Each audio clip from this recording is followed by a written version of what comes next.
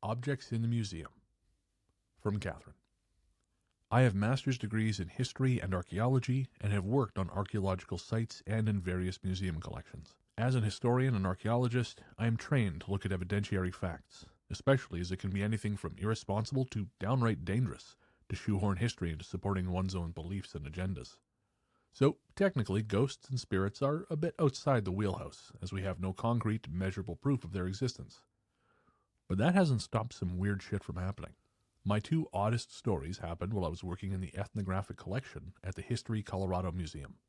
We were packing up the entire collection to be moved into storage, as the current museum was being bulldozed and the construction on the new museum hadn't yet started. I supervised the ethnographic collection's packing and storage for the upcoming move. An ethno collection consists of items from indigenous peoples from the more recent past. I had employees and volunteers that I managed, but I also did some of the artifact packing, especially for rare or sensitive objects. That night it was relatively quiet. We worked various shifts so that the cramped collection areas wouldn't be so crowded. The ethno staff worked second shift, and there were only two of us still working that evening, me and another coworker. I was working on packing a large piece of pottery and needed some foam cut. I asked the other member of staff to cut the foam I needed and to go ahead and cut enough foam for tomorrow as well. The foam cutting area was located on the other side of the large building, so she left and I continued working with my head down, concentrating on the precise foam mount with which I was struggling. A few minutes later I saw a shadow in front of me, so I asked what she needed. There was no response, so I glanced up, but nobody was there. Our packing area was located on the top of a large metal loft, so it was impossible to not hear people coming or going. I realized I hadn't heard any footsteps on the loud metal grating. I stood there, confused and looking around. I knew that there had been a person standing in front of me, but I was alone in the large collection space. I finally rattled down the stairs and across the building to ask my coworker if she needed anything and had been back in the space. She had not. The odd thing was, I didn't feel scared or startled at the shadow, but immediately thought it was my coworker. The shadow was also a similar size to my coworker, being on the smaller side. We had several artifacts in the ethnographic collection that had special handling instructions that were given to us by members of the various tribes. Some of these artifacts could only be handled by men, or the artifacts could not be handled by menstruating women, which was an interesting question to ask coworkers, or the artifact could only be moved in a clockwise manner.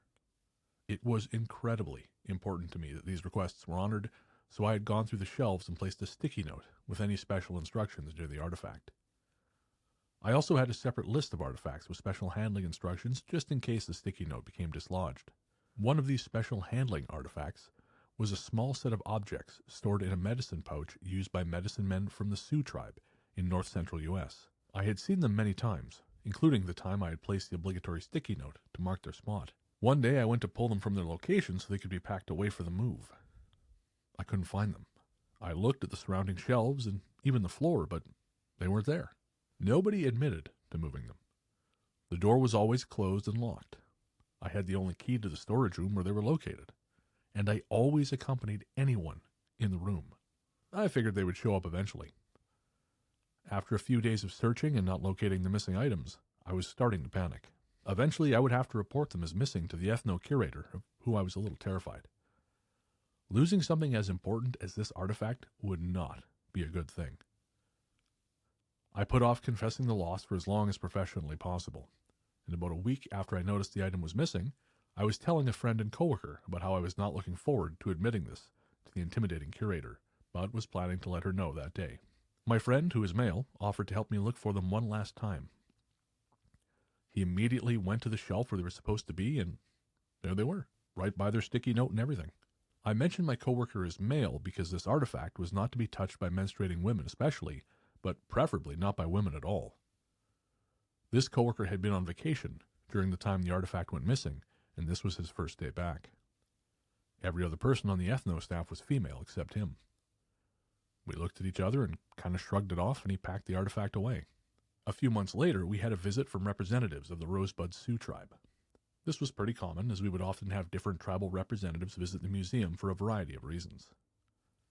This particular representative was incredibly friendly and personable. He was relatively new to his position, as he had previously worked at the Smithsonian.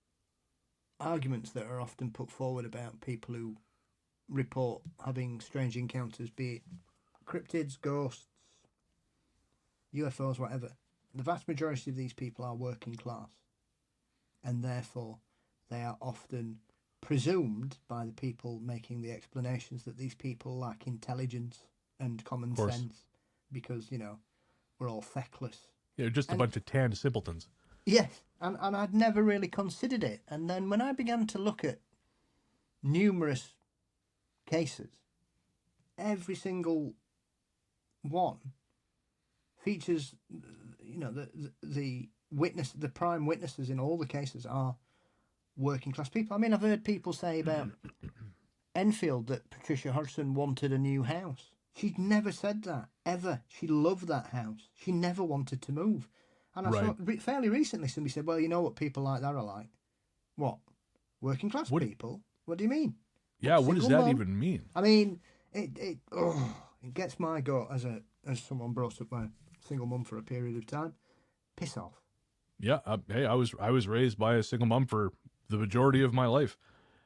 I will say that annoys the shit out of me. And this is a problem, I think, with the skeptical community generally. Because I like to think that despite the fact you and I have our respective shows, we do this show and you do Mysteries and Monsters. And I mean, my horror movie show is not paranormal, but I wrote a book about this shit. I believe in it. But we're still skeptical. Yeah. But the sort of capital S skeptical community is really elitist and really condescending. And I struggle with that because, again, I agree with them on a lot of things. But the way they come at it is, I just think, wow, you suck. You suck. Even people who I really seem to like, who I like personally, based on their work. I won't say any names here, but being a dick is one thing, but being condescending, especially to people who you think are uneducated, is not helping anyone. No, not at all. It's infuriating. But it's once again, it's that kind of looking down at people. And all things like, what these people are like, they're always drinking. What? So only working class people drink? And like Evelyn was saying, she said, I can guarantee you could go to an exclusive place that might be having haunted, and if anything, they're probably they're on harder substances. Just because they're in a gated community doesn't mean they're not drug addicts or alcoholics. It's all the rich people I know who do blow, man. Well, you have to be these days. That's it. Yeah. It's ridiculous. I mean, as you and I were talking about this off air, about rich kids who get mixed up in stuff, and they're able to do it because they have the time, they have the finances. I mean, yeah, no, if there's anyone who's particularly debauched, it's the wealthy. To suggest that this is somehow, yeah, no, you're right. It's classist bullshit. Well, there weren't many working class people getting flights with Jeffrey Epstein, were they? Yeah, exactly. Well, yeah, at least not up front. Yeah, sadly. Yeah, they weren't the passengers; they were the prize. Yeah, exactly that. They're bastards. Yeah, exactly. Well, at least one of them's dead, and the other one's going to be there soon enough. We can hope. Yes. Briefly going back to Catherine's story, just to wrap it up, I wanted to try and find some other stuff from around the area, and I didn't really. I guess I could have gone more sort of widely Denver, but then I thought, I feel like we could maybe do a Haunting of Denver episode at some point. But I found this bridge, which I thought I just mentioned briefly. So I was curious to know if you had heard about this. It's the third bridge near Aurora, Colorado. No. So, yeah, I wasn't totally unfamiliar with it. I found it on a forum. But basically, it can be a little hard to find, I'm told. If you look online, you can find the exact location. But if you're just unfamiliar with the area, apparently it can be difficult to find. But I guess multiple people have reported seeing a tall shadow figure there. And then one group afterwards, they said that it seemed to follow them home. So there was, once they got back from the bridge, there was flickering lights, there was banging sounds. And one group of them was joined by a bunch of strangers.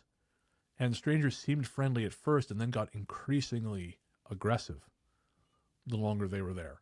And I've got an actual account here that I'm going to read real quick.